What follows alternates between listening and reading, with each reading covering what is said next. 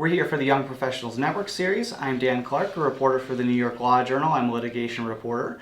So we're here today to talk about bar associations and young attorneys. Why do we see young attorneys not joining as many bar associations as we did in years past? So to kick things off, I have 5 guests with me, 3 young attorneys, 2 bar association leaders, and we're going to go right down the line to have some introductions. So Chris, go right ahead. Sure. Good morning, everyone. My name is Chris Boneg. I'm an associate at Boneg & Associates, and recently a member of the New York City Bar Association since August of this year. And Craig? Hi, I'm Craig Convasar. I'm a litigation associate at Katten Mueschen Rosenman, and I am on the board of Legal, which is the LGBT Bar Association of Greater New York. Hi, I'm Lauren Sharkey. I practice elder law in upstate New York and at a firm called Chaffee, Slezak, Wilgerby, and I am a part of the New York Bar Association. I'm the Young Lawyers Chair.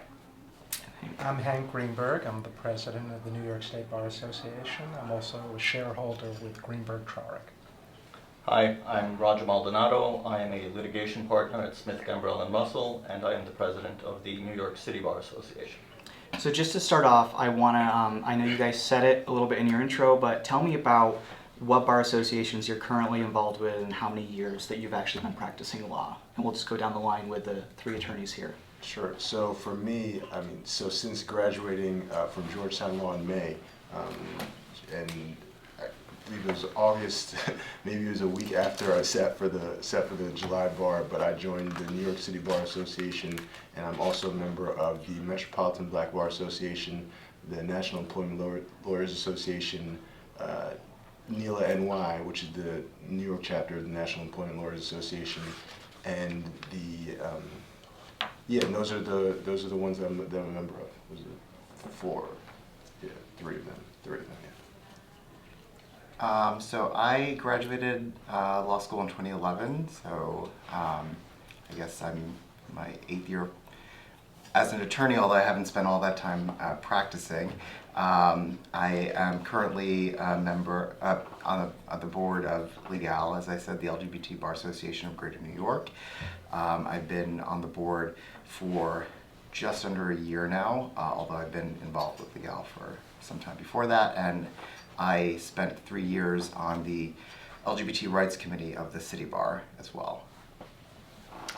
So I also graduated in 2011, so I've been practicing for about 8 years. When I graduated, I immediately joined the Capital District Women's Bar Association, the Schenectady County Bar Association, American Bar Association, and the New York State Bar Association. And I've been mostly active with the New York State Bar Association in their elder law section and also their young lawyer section since I graduated.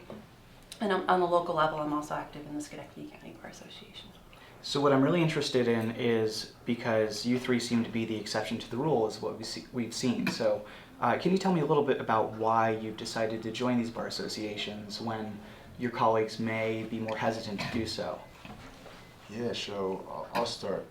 To me, one of the big motivations was I heard a lot about the legal community, right?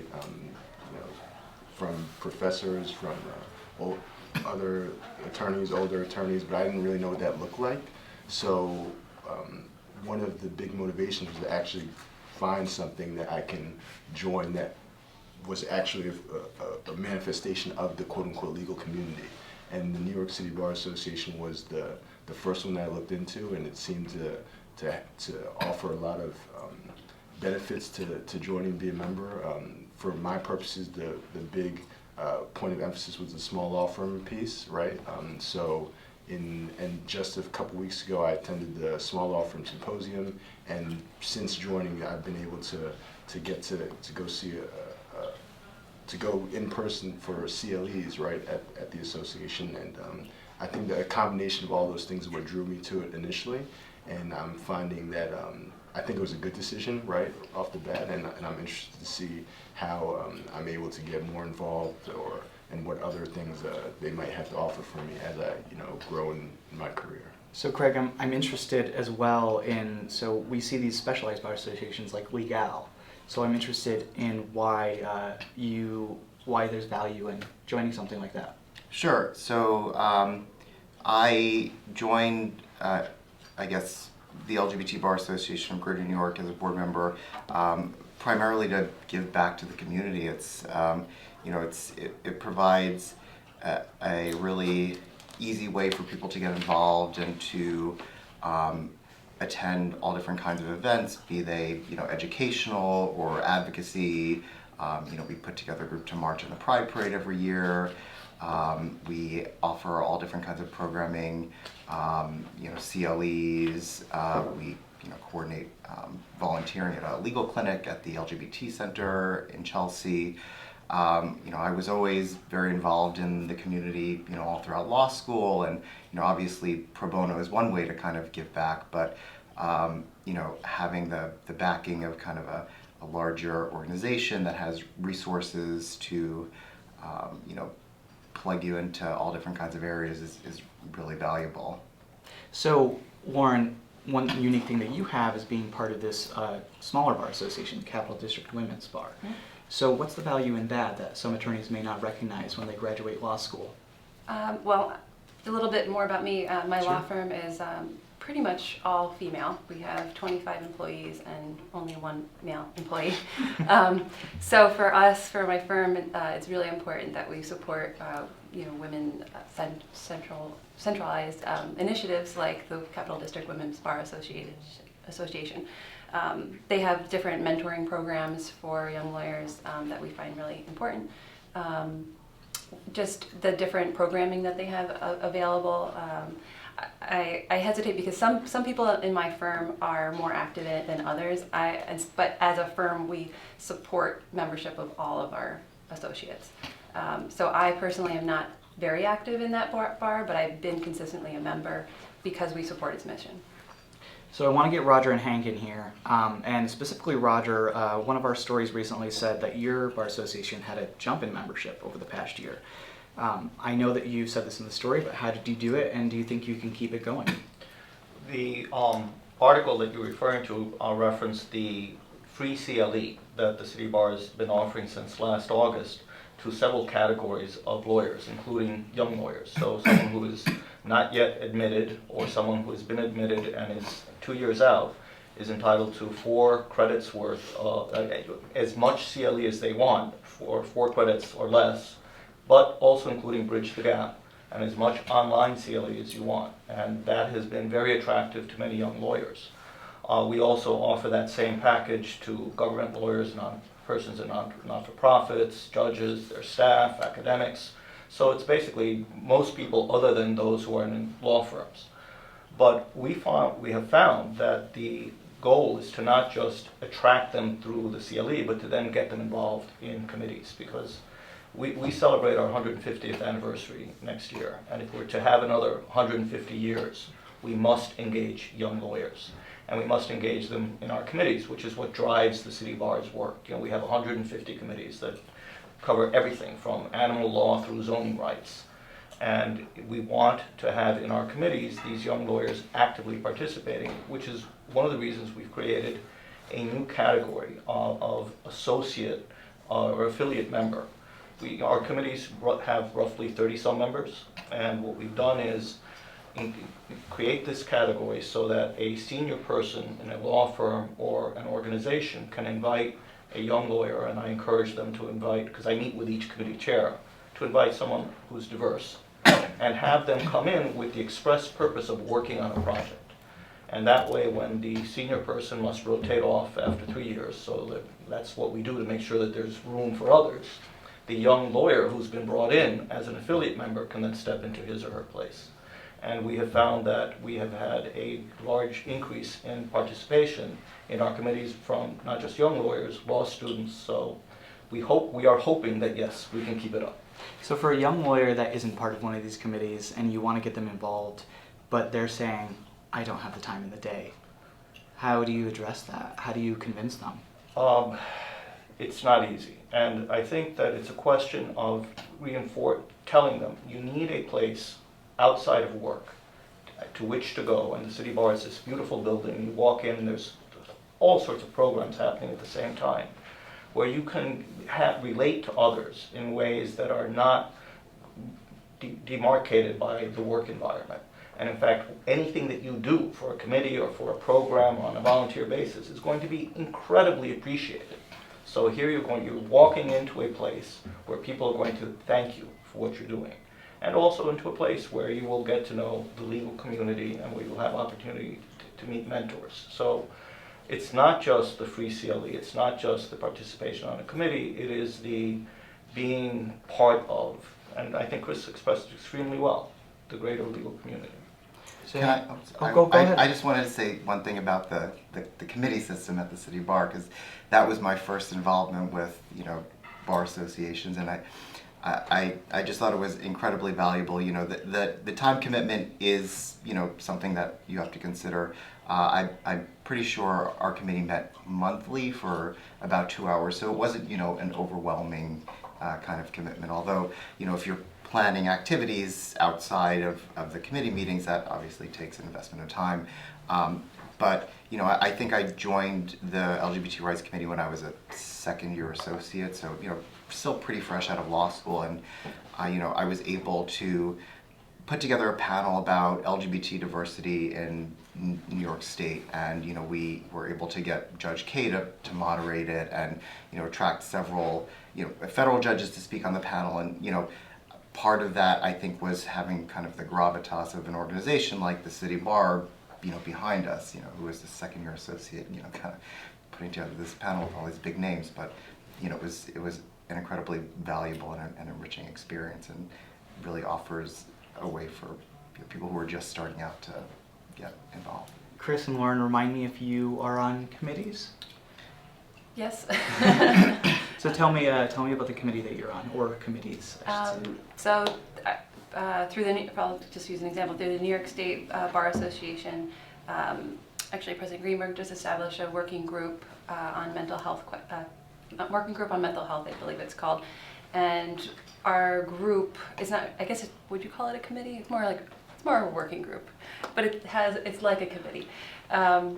And our task, which we may receive more in the future, but our current task was to address questions about whether or not there should be a mental health question on the New York State bar application. So when someone's getting admitted to the bar, should we be asking questions about their mental health Right. status? Did they get treatment, or do they have an issue that might impair their ability to practice law?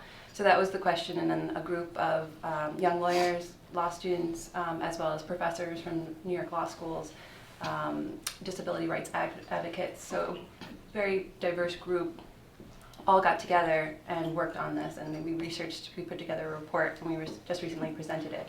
So just being part of that was great to meet those people, but also do the research and see our work actually do something. Like when we gave the report, 2 days later, the New York legislature proposed a bill to actually remove that question from the bar application. So just to be part of something that actually has an impact on future generations of lawyers was really important to me, and I think it's important to my section that we were involved in it, the young lawyer section, that is. So I hope to be part of something like that more in the future, and I wish I had gotten into it a little bit sooner than I did. Chris, are you part of any committees? I'm not.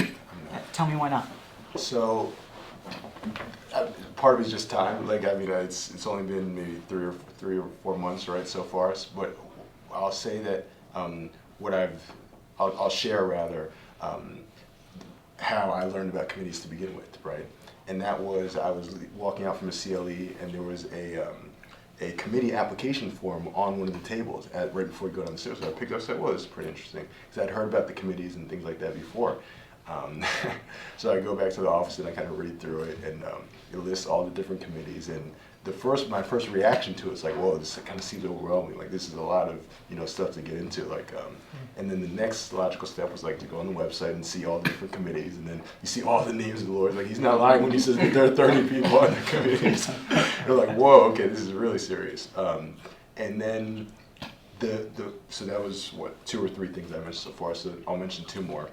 So after that, when I was at the small law firm symposium, I noticed the tags they gave. There was like, it would have the name and then member, and then it would have the name and committee to designate someone on the committee. So that was the first time I actually saw people who were a part of committees.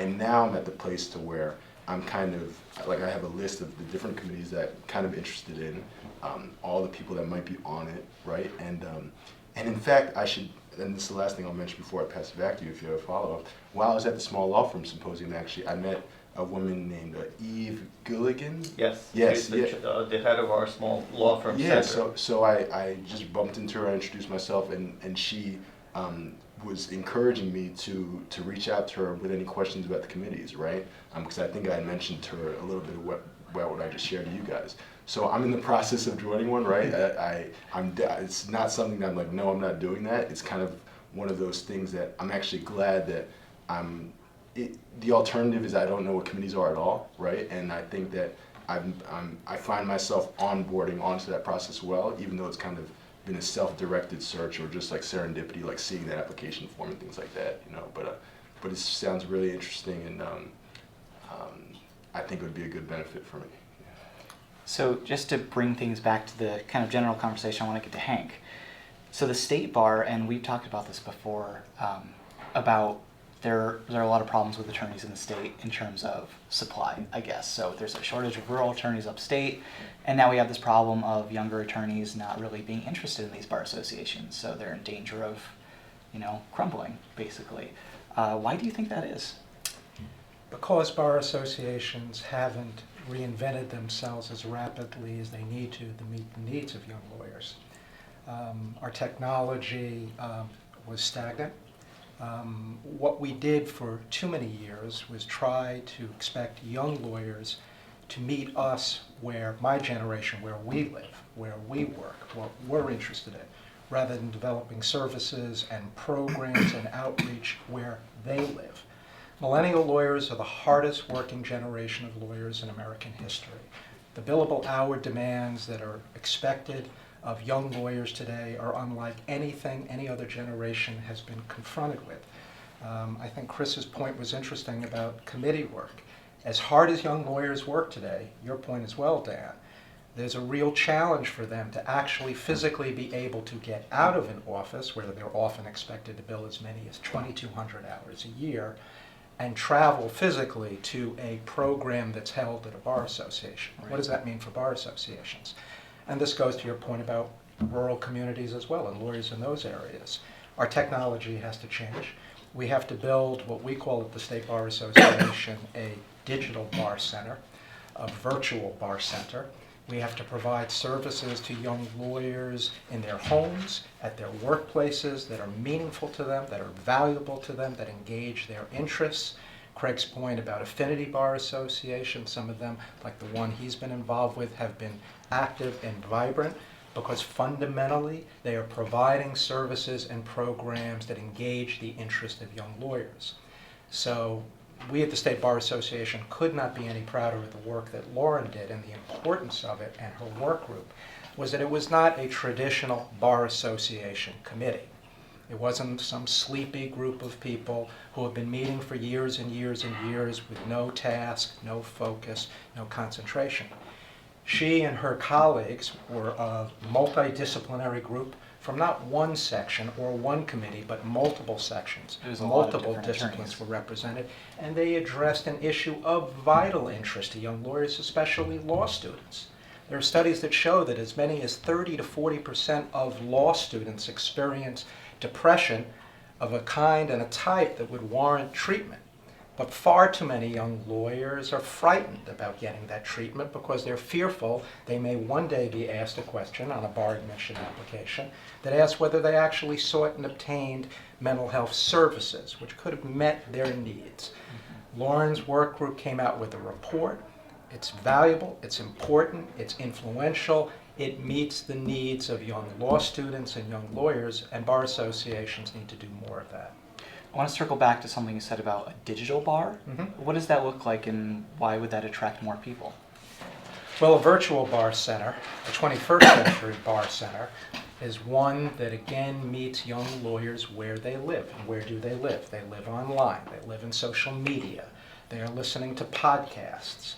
So more and more young lawyers, as they have to spend more and more time in their law firms billing hours, have less and less time to actually travel to physical spaces to meet other lawyers.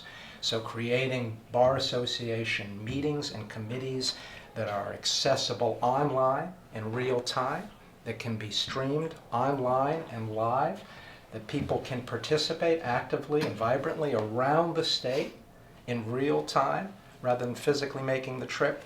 What that requires, and what we're doing at the State Bar Association, is literally reinventing our technological capacity. We had an infrastructure that was designed in the dark ages, 1998. We are in the process of bringing that up to speed. We are in the process of retooling and re-engineering our website. All of our technology has to be improved, all of it. Our communications has to be improved. We have to find ways to provide the kinds of content and information young lawyers want to read. Not what I want them to read, but what they want to read. At the final analysis, what's important, what bar associations have to do, is answer the value equation to the satisfaction of young lawyers. Right. You know, there's a myth, and it's an unfortunate myth, and it's wrong and it's not fair, that young lawyers, millennial lawyers, don't join anything. That's ridiculous. They join a million different things. They join Netflix, they join Amazon Prime, they join dating services, and they pay for those services. Right. They just haven't been joining bar associations. And bar associations need to recognize that reality and, as I said before, reinvent themselves so we meet their needs. That kind of brings me to my next topic, and part of it is cost. And I assume, since the attorneys here are involved in bar associations and are presumably have colleagues that are not, what have you heard from people as to why they don't get involved in bar associations? We can start with Chris. Yeah, so I'll share this. Right after I joined the Bar Association, I thought about calling friends and saying, hey, you want to join the Bar Association too? But I didn't do that. And I can't explain to you why I didn't do that. Maybe it's psychologically you want to test something out first, and maybe what's revealing about that is joining wasn't something that we talked about often while we were on campus, right? It's not the topic that came up at all, you know. The only place that I heard it from was from older lawyers and things like that. So I think that's, even though I myself joined the Bar Association, that might shed some light as to why, you know, some of my other classmates might not have, because it's not top of mind per se, right? And as Hank was alluding to, there are so many things that we can be joining, right? And I think that I know something I've had to develop and strengthen is just my ability to focus, right? And focus comes in the terms of work, you know, in terms of life, whatever you want to talk about. But I think it's relevant in this context because if for young attorneys, the more that they're able to learn, you know, the value of focus and maybe even applying it, then they'll start to look for things like bar associations, perhaps things that can actually really have a tangible effect on their career. As basically any attorney, like a young attorney, right, who's been practicing 10 years or less perhaps, who's talked to me about bar associations, usually says that they wish they joined a little bit earlier, right, if they didn't join really early. So yeah, it's a tough answer. I mean, I don't think there's an easy one, but hopefully I shed a little bit of light on perhaps why. Dan, can I comment on Chris's Of course. Statement? And you're absolutely correct. It's one of the reasons why the City Bar has really started to reach out to law schools. And we invite each law school to designate a law school ambassador to serve as someone, as a liaison between the City Bar and the law school. We hold receptions for law students. We held one recently where we had over 800 law students from law schools all over the state show up. And we invite law students to join our committees, because from our point of view, you're absolutely right, the earlier the better. And if we can get you involved in the sort of work, and by the way, the City Bar was thrilled to support the work that Lawrence, a working group, did. It was enormously important.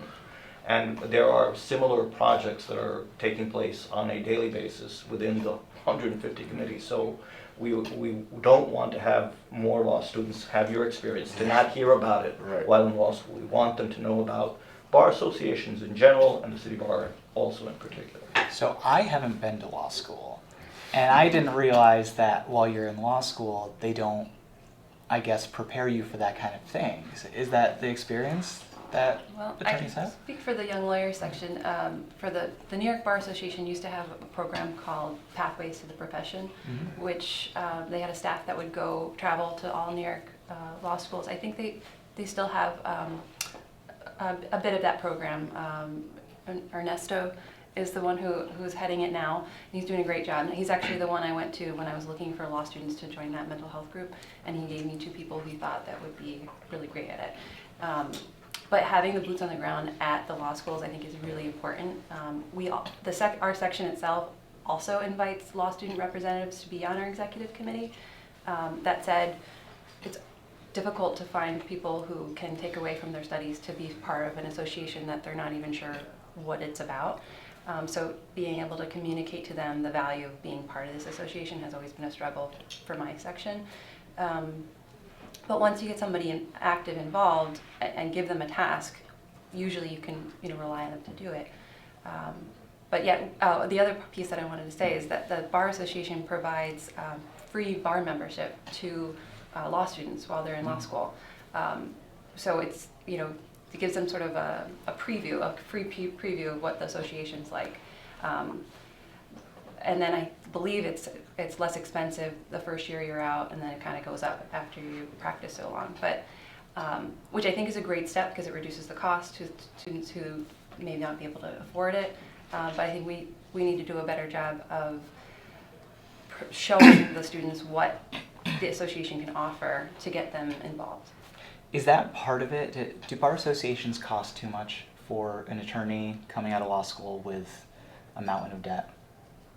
Either Craig or Chris. I mean, it is a financial burden in a way. I've been lucky that, my personal experience is that the firms that I've been at have always covered the cost of a couple of, I think my current firm will pay for 2 bar memberships, and so it's never had to come out of my own pocket. And I think that's something that I didn't actually learn until, I was a couple months in and looking to renew my membership in the National LGBT Bar Association, and the firm, was like, oh, well, we'll pay for this. You're like, that's a really nice surprise. Yeah. But I think the challenge is people need to figure out what kind of the value add is of actually paying the dues and having that membership, because Legal puts on all these programs over the course of the year, most of which are free to people who register because they have sponsorship from firms and whatnot, and so I guess the conundrum is if you can go to these events and not have to pay, then kind of what's the purpose of becoming a member? What is the value add of becoming a member? And I think that's really the point that at least in Legal we're trying to figure out. So we are out of time, but before we end, given everything that we've heard, I'd love to hear some final thoughts from Roger and Hank. And Roger, you can go first. I think it's extremely important that bar associations work together, and I can say that the City Bar has been able to work with both the State Bar Association and with the affinity bars very closely on any number of projects. And I think that whatever learning process goes on here is one that we should all share. I know that part of the series of articles that the Law Journal published about bar associations included one on the City Bar's New Lawyer Institute, which is designed to help young lawyers get their first job or improve on the job that they've gotten. And we think it's a model that can be implemented across the board, and we'd be extremely happy to talk to anyone, anyone else who is thinking about, is this something that we could do? Because this is not 1 or 2 bar associations surviving and the rest not, won't work. Right. We need to be in this together. And I think there might be a value to having those specialized bar associations in the very... Without question, the City Bar sponsors quarterly breakfasts with affinity bars, Right. and where we exchange ideas about how it works for each one of the bar associations and how we can help each other. Go ahead, Hank. I can't think of anything bar associations could do right now that would be more important than focus their energies on meeting the needs of young lawyers. My 58 years on the planet, I cannot recall a time when the voice of young lawyers was more desperately needed than right now. We need young lawyers for their wisdom. We need young lawyers for their passion. We need them to educate their communities in which they live about why the rule of law has kept us free for over 200 years. So bar associations, as Roger said, need to work together, but with a laser-like focus on answering the question young lawyers ask, why should I join a bar association? And that question has to be taken seriously and answered thoughtfully, and in a way that satisfies that answer by telling them, how do you, as a young lawyer, build a reputation within the profession? How do you develop networks that will help you build a practice and develop a client base? How can you do the public good like Lauren did with her work group by working on issues that are of vital importance to the community, to the public, to the profession? So I agree with everything Roger said, but most of all bar associations working together have to meet the needs of young lawyers.